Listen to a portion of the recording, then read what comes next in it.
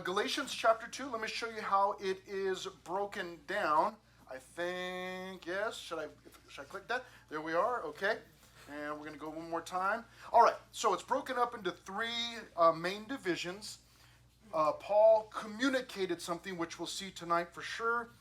Then Paul himself was commended, and then we will see that Paul confronted someone. In fact, he confronted Peter the Great, the apostle, and we'll get to that at a later time.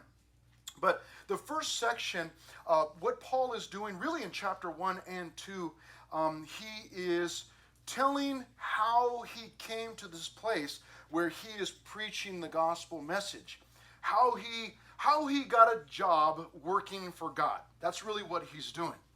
And he is, in particular, he's really is defending himself, his apostleship or his position as an apostle or as a Bible teacher. And self-defense is not something that you always want to do. Last year I was blessed, try to remember that word, blessed to be a part of jury duty. Okay, first time ever in all my 25 years of life. What are you laughing at? But I was finally picked for a jury, and I'm not kidding. The deliberation for the jury, the jurors, it didn't even last. It was like a half an hour.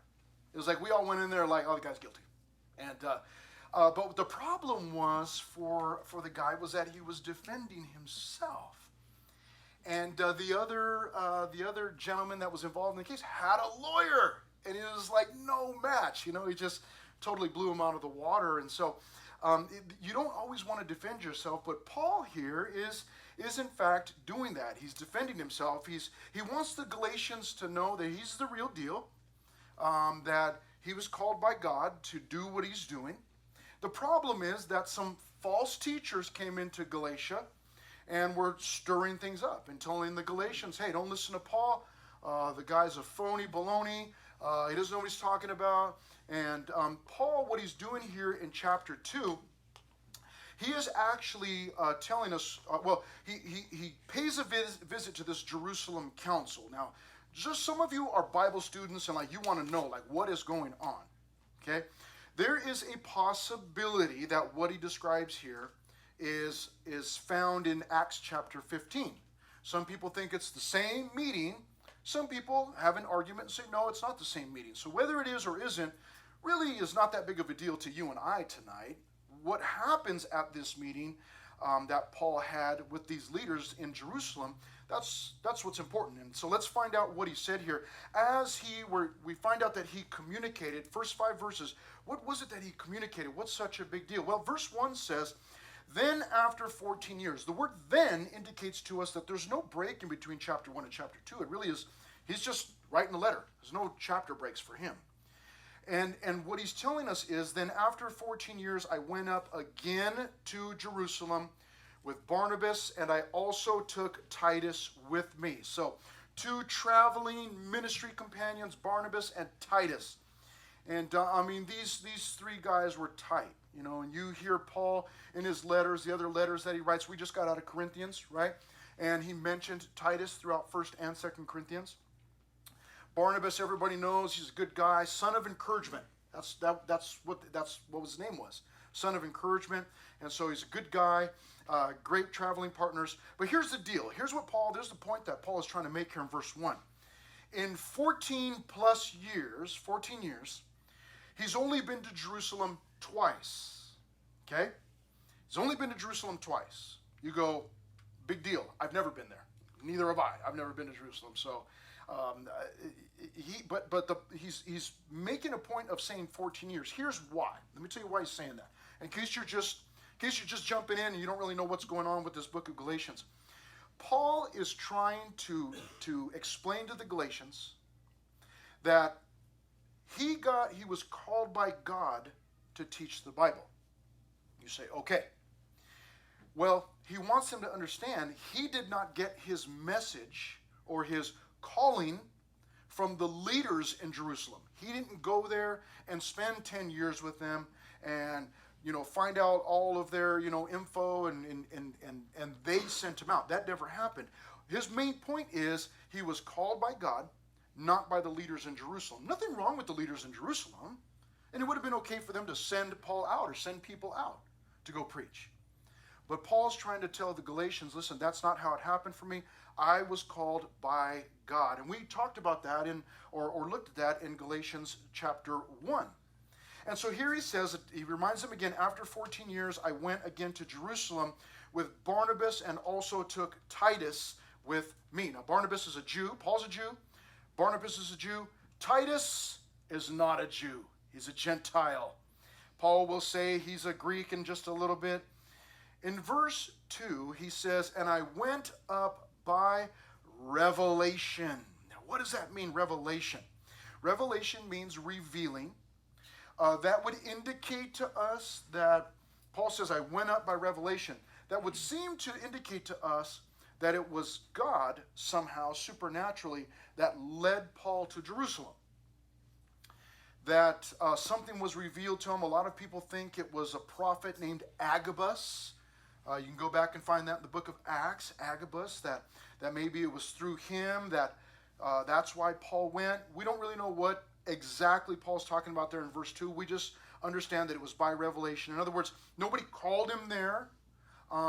He didn't just say, well, you know what, I think we should go to Jerusalem. I hear it's nice this time of year. He was prompted by God somehow to go there. And in verse 2 it says that he communicated to them at Jerusalem, to them. Okay? That's a little tiny, just a little nod, just a little indicator that he communicated to them. That would be the leaders in Jerusalem. Okay?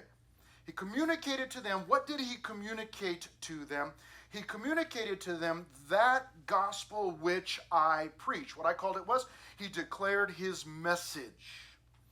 So he's going to Jerusalem, and when he gets there, what he does is he tells them the message that he's been preaching for 14 plus years. He goes to the leaders. This is only the second time that he's been there, only the second time that he's seen Peter and James, and he's telling them, listen, this is the message that I've been preaching for 14 plus years.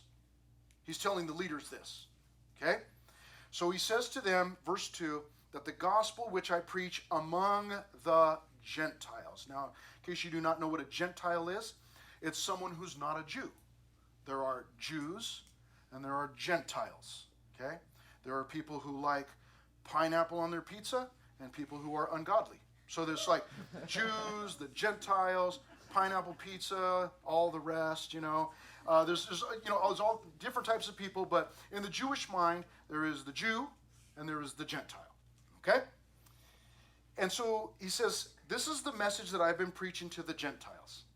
But here's how we did it. We learned these little lessons in here, cool little lessons that we're learning.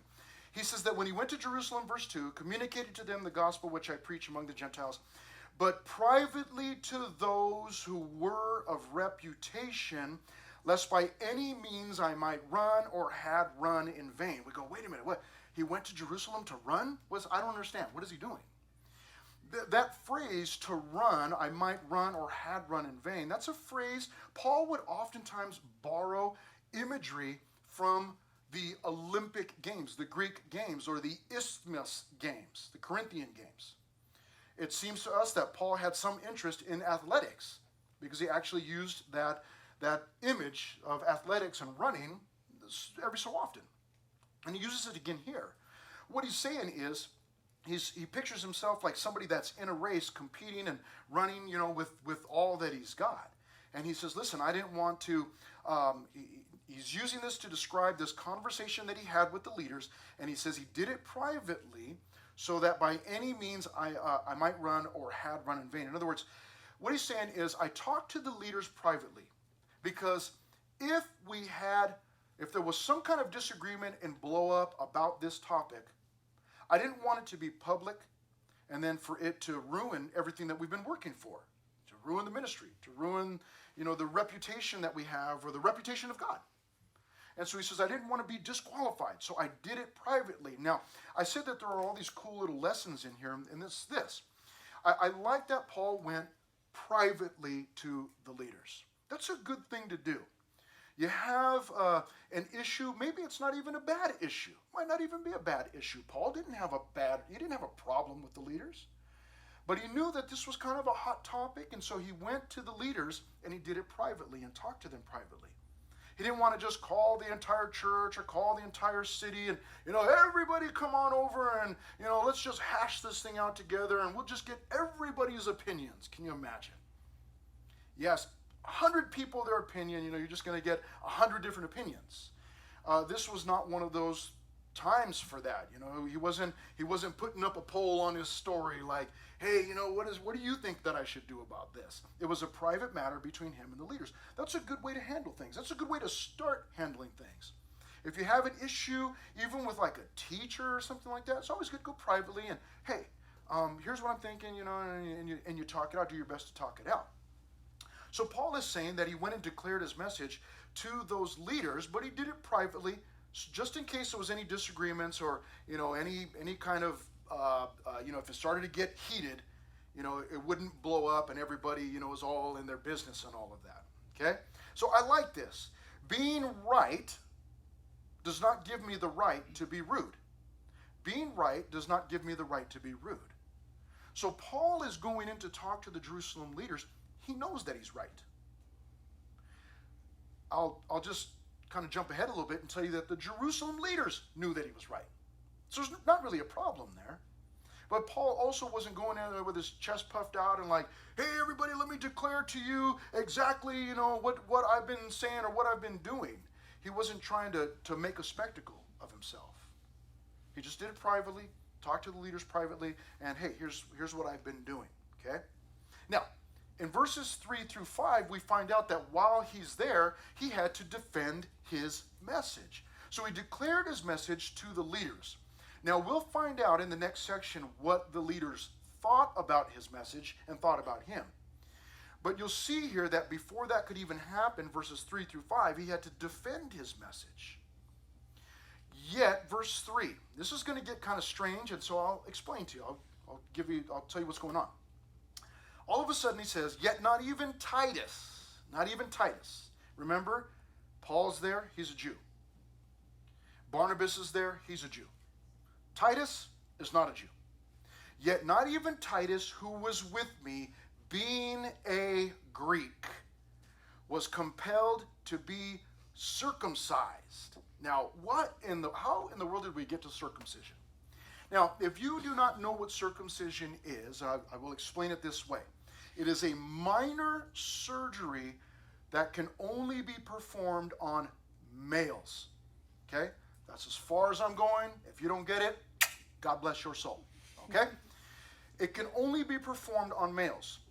And for the Jews, it was a religious act. For the Jews, it was a religious act. Those of you that have been here on Sunday mornings going with me through, nobody was in Genesis. Nobody went through Genesis with me, right? That was like did you go through the Genesis? Okay, so, yeah, some of you did. Okay, that was way back when, My sons and daughters have grown up before my eyes, Genesis, Exodus, Leviticus, but you find in the Old Testament that God told his people, the Jews, that they needed to adopt circumcision, that all of the males needed to be circumcised. That would be an outward sign, hopefully not too outward, but that would be an outward sign of their relationship to God. Okay? And so for the Jews, that was like, man, that was a big deal. That was a big deal. There were times in the Old Testament where it was almost like a derogatory name, or it was like a curse to call somebody an uncircumcised Philistine. It was like, oh, you're just an uncircumcised Philistine. And so for the Jews, that became a huge deal. Okay? Now, what's going on with Titus, the Greek, and circumcision? And what I thought, he was declaring his message, the leader. It seemed like everything was going okay. What happened? Well, the reason this even came up, notice in verse 4, and this occurred because of false brethren, false brothers. In other words, false Christians, secretly brought in. So these guys, snuck in the back door, who came in by stealth to spy out our liberty. The name of our series is Be Free, Liberty. Okay? They came, he says, in verse 4, stealth, to spy out our liberty, which we have in Christ Jesus, that they might bring us into bondage. That's another word for slavery. Okay? To whom, in verse 5, we did not yield submission for even an hour. That's Paul's way of saying we didn't give them even an inch. That the truth of the gospel might continue with you. Now, there's a lot there. And what in the world is he talking? We were doing well, declaring the message to the Jerusalem Council. You told us, Pastor Chris, the Jerusalem Council was good with it. Like, what are we doing here? Well, what happened was that during that council meeting, during that time, there were some false Christians that came in secretly, okay? Like sneaking in the back door of the movie theater, okay? And they came in by stealth. And what were they doing? He said they came to spy out our liberty or our freedom, which we have in Christ Jesus. And they were trying to enslave us, okay? Now, we know, not necessarily just from these couple of verses here, but we know from Galatians, we know from Corinthians, we know from other books, that this would have been a group of Judaizers. What is a Judaizer? A Judaizer is somebody who practices the religion of Judaism. They're Jews. They practice Judaism. And what was going on is that these guys were trying to essentially, ultimately, what they were trying to do was this. They were trying to say that Jesus, believing in faith in Jesus, is not enough. That you need to work or add something to that. This becomes a point of contention for Paul. Here's why. And this is where the second half of this chapter is just like so sweet. Here's the deal. If I am a Christian, I become a Christian by placing my faith in Jesus, by faith in Jesus. That's it. I don't place my faith in Jesus plus get baptized to be saved. Now, do I want to be baptized? Sure. Have I been baptized? I have been. Long time ago, down here in San Diego in the ocean. Okay? But I got baptized after I got saved. What these guys were trying to do, here's what Paul's explaining here, is these guys showed up and they said, Paul's a Jew. He's already circumcised. Barnabas is a Jew. He's already circumcised. Oh, but that Titus is a Greek. He hasn't been circumcised because he didn't grow up in Judaism. He didn't grow up as a Jew. And so what they were trying to tell Titus was this. They were trying to tell Titus, if you really want to be saved, what you need to do is, you need to practice Judaism first. And the first step is circumcision, Titus. And then, if you do those things, then you can be saved.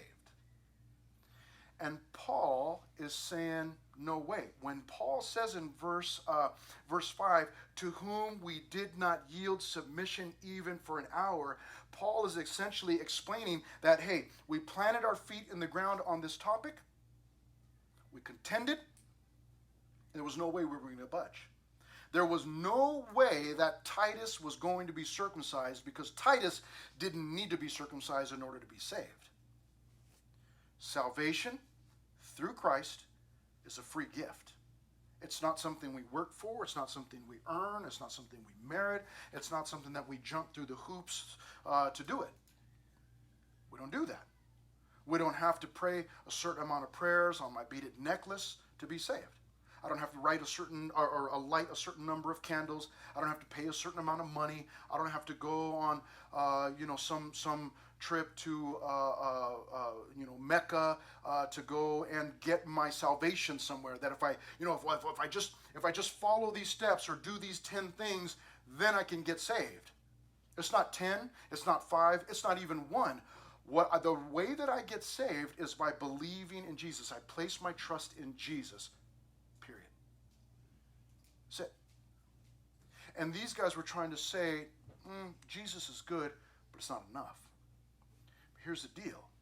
If I need Jesus plus something else to get saved, then I'm earning my own salvation, and I don't really need Jesus. What did he even die for? If I can do something to earn my salvation, then I don't really need Jesus. But Jesus died once for all to pay for our sins. And when I place my trust in Jesus, I'm getting saved. That's what I'm doing. Now, some of us go, man, that sounds way too easy. I'm kind of with these Judaizers because, it seems like we should have to do something. Well, if you want to do something to try and earn your salvation, then you need to find a different religion to do that. Because every other religion, and you can go, look, don't take my word for it. Fact check. Okay? You can go and explore every other religion, and what you will find at its core, at the base of it, is works. You have to do something or wear something or perform something in order to be saved.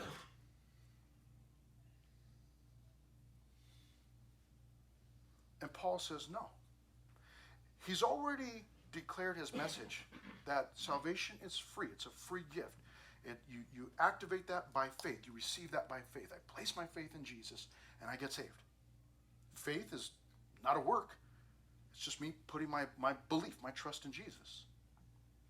So he declared that to the leaders already.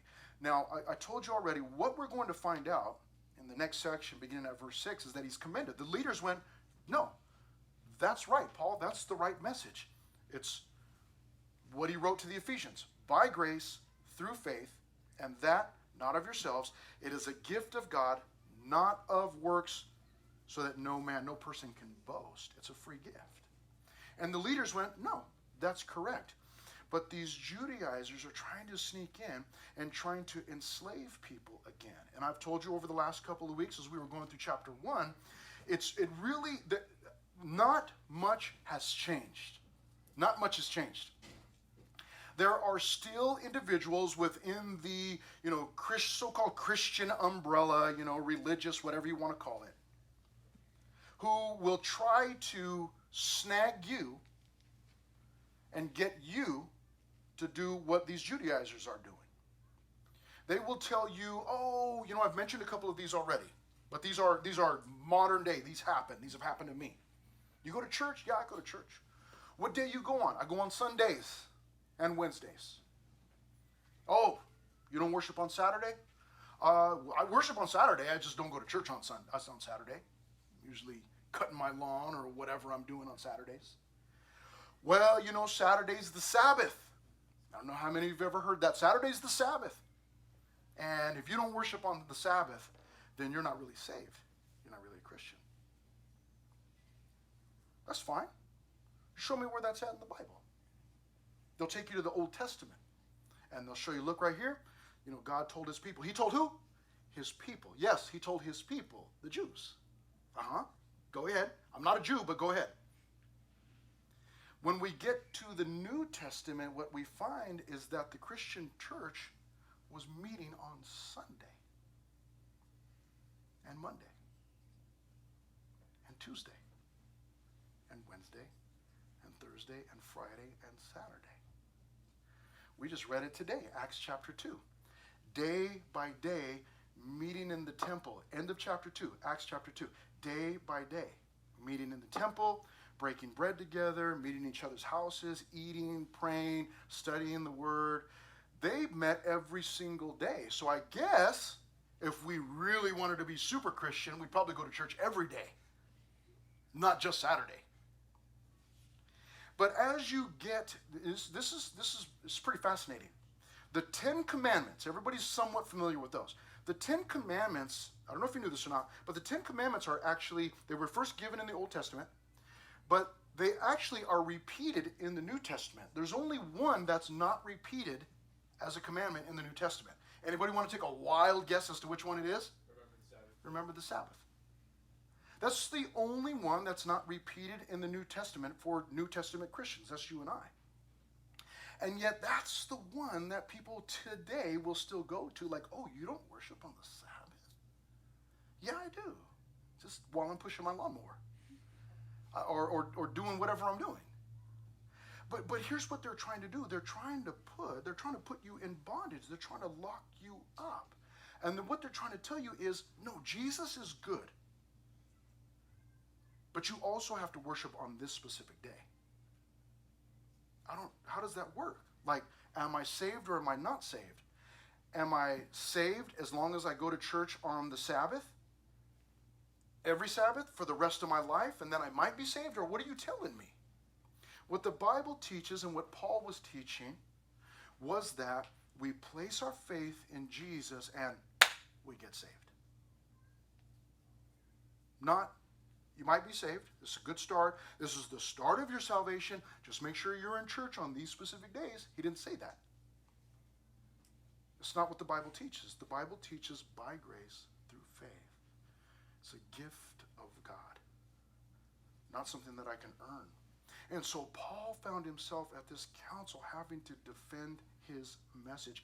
And we're glad that he did, because really it gives clarity to us. I hope that was clear anyways. Now, we're going to go ahead and get to verse 10. That's as far as we're going to get tonight. But let me go ahead and take this next section, commended, because it will go a little bit faster. Paul was commended here for his message. In verse 6, he is commended without the help of the apostles. What do we mean by that? Verse 5, but from those who seemed to be something. They seemed to be something. They seemed to have some kind of status. I love what Paul says here. He says, whatever they were, it makes no difference to me. God shows personal favoritism to no man. For those who seemed to be something added nothing to me. Those leaders or those so-called important people in Jerusalem at that meeting, if they're important, if they're special, Paul says, great. They weren't really anything special to me. I don't think that Paul was disrespectful toward them. He just recognizes that, he says, God shows personal favoritism to no man. Now listen, I believe, sincerely, that God is not impressed with my title of pastor. Now, many of you call me Pastor Chris, and that's great. That's fine. That's a wonderful thing. It's a good thing, especially if your parents tell you, no, you call him Pastor Chris. That's great. But if you were to call me Chris, which is actually my name, that would be okay too. Okay? God doesn't look at my title as pastor and go, oh man, wow, when did this happen? He doesn't do that. God's not impressed with my title. I have a certificate that actually says Reverend on it, which makes me feel even cooler. You know? I don't want to be called Reverend, but I've got a certificate, it says Reverend, and, it's by the state of California, whatever, and, it's got some signatures on there. Our Pastor John, his signatures are on there, and some other guys. Whoever they were, it makes no difference to me. God shows me. But Paul is saying, look, he's being commended for his message. But at the end of verse 6, something very important. He says, they didn't add anything to me. He's telling the Galatians, yeah, I was in Jerusalem, but I already had a message that I got from God. These guys didn't add anything to it. It was what it was. They just simply approved it. So when I say that he was commended without the help of the apostles, what I mean by that is none of the leaders there added anything to his message. He had already been commended by God. Okay? We'll talk some more about this. But verse 7, it says, but on the contrary, when they saw that the gospel for the uncircumcised had been committed to me, as the gospel for the circumcised. Now, if the uncircumcised are Gentiles, then what are the circumcised? That's right, the Jews. Yeah. So Paul's just using these words, just interchanging. He's pointing out, he says in verse 7, when it was clear to them that I had been sent to the Gentiles and Peter had been sent there in verse 7 to the Jews. In verse 8, for he who worked effectively in Peter, who worked effectively in Peter? Anybody know? Who worked effectively in Peter? That would have been, who's he? The Lord. Yes, thank you very much. For he who worked effectively in Peter for the apostleship to the circumcised. So the one that called Peter to preach to the Jews also worked effectively in me toward the Gentiles, Paul says. And when James, here we go. Here are the leaders. James, Cephas, which is Peter's other name. Peter or Cephas. When James, Peter, and John, who seemed to be pillars, perceived the grace that had been given to me, they gave me and Barnabas the right hand of fellowship, that we should go to the Gentiles and they to the circumcised. They desired only that we should remember the poor, the very thing which I also was eager to do.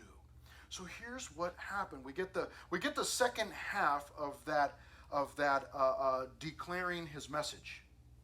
When he declared his message, here's the response he got from the leaders. They commended him when they witnessed God's work in and through Paul. What does this mean? It means that the leaders in Jerusalem didn't do or give or say or add anything to Paul.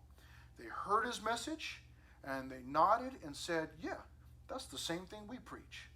So keep going. God bless you. That's it. That was the commending.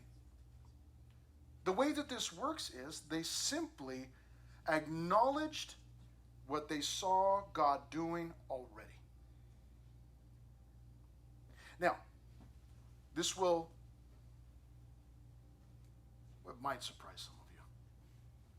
But I did not go to school to do what I'm doing. Now, I did go to school for one semester. And I took two Bible classes. And I passed one of them. The other one, we don't need to talk about the little things, right? So, how in the world am I like, wow, how? Now, for some of you, you might go, yeah, I could tell, right? But how in the world do I do what I'm doing then? Why would the church know this? Because you see, most churches would not, at most churches, I would not be able to go and get a job if I do not have an education in biblical studies. So why does this church allow me to do this? And, am I really legit? And, I don't know, maybe, do the parents know about this? I mean, like, why are you even here? Here's what I learned from my pastor, Pastor John Miller, many, many years ago. When he was giving me, he's the one that gave me or ordained me. You guys ever heard that word, ordained? Yes, okay, ordained. He ordained me. In other words, he made me an official pastor. He did that by signing his name on a document that I have in my desk drawer. It's in there somewhere. I know it's in there. Every once in a while I pull it out and I wave it around because it says Reverend on it. And like, give me some coffee, It's in there, but here's what he taught me. This is what I learned many years ago as a young man. He said, look, by ordaining somebody, by ordaining me, all he was doing was recognizing on paper with a signature, he was simply recognizing what he saw God doing in me and through me already. When I got my ordination, I was already teaching junior high. I had been in youth ministry for a few years by then already. 4 or 5, maybe 6 years by that time already. And what he said was, listen, ordination is not like some special, like, you just pick up your, you pick up your things and get out of here. It was like, it was like, he just said, look, we just recognize that God is using you, and so we're going to make it official. And that's it. That's it. I did not get some kind of special education. My education was sitting under our pastor's teaching for all of these years. I still sit under his teaching. I'm still constantly listening to his studies. Bible school, man. A long Bible school, but Bible school. I'm, a little slow. Takes me a while. That's what was going on here for Paul. Paul was a Jew, man, and he was educated. But he wasn't educated in Christianity. He was educated in Judaism. But he wasn't educated in Christianity. Two different things. They're related, but it's two different things going on there. So where did he get his special education to do this? He got it in the desert of Arabia. Remember, we talked about that in chapter 1. Paul went to Arabia, to the desert, to the wilderness, and learned from the Lord himself. He learned from Jesus himself for 3 years. Went to Bible college out there in the desert. And so by the time 14 years later he gets to Jerusalem, and he says, look, leaders, this is the message I've been preaching. We get saved by grace and through faith. That's it. No works. This is not Judaism. They're not having to do 10 steps or follow these laws or do these things and be baptized or, circumcision. None of that. It's just you place your faith in Jesus, you get saved. And they went, yeah. They recognized at that council, go, no. Yeah, it's obvious. You've got the same message that we do. We didn't give it to you. You got it from God. And God's obviously using you because lots of Gentiles are being saved. So, God bless you. You're commended. Keep going. They didn't do anything special for him. They didn't, give him a special robe or a backward collar or some, funny, tall, pointed hat. They just said, yeah, keep doing what you're doing. God bless you. That was it. They simply recognized what God had been doing in him and through him already. That's what was going on. But in the meantime, there's these false teachers coming in and trying to lock them up, trying to put them in bondage. Like, no, that's not enough, man. You gotta do stuff. No. It's by grace through faith. The second half of this chapter will be even more important. Incredible verses like verse 16 is one that if you've ever heard of Martin Luther, that was the one that got Martin Luther, man, and just shook him to his core. That's the one that Martin Luther said, no, wait a minute, hold on. Martin Luther was a Catholic priest. And he read Galatians 2:16, and boom, his eyes just blew up. And he's like, wait a minute, what is going on? And so we'll look at that next time. Father, thank you so much.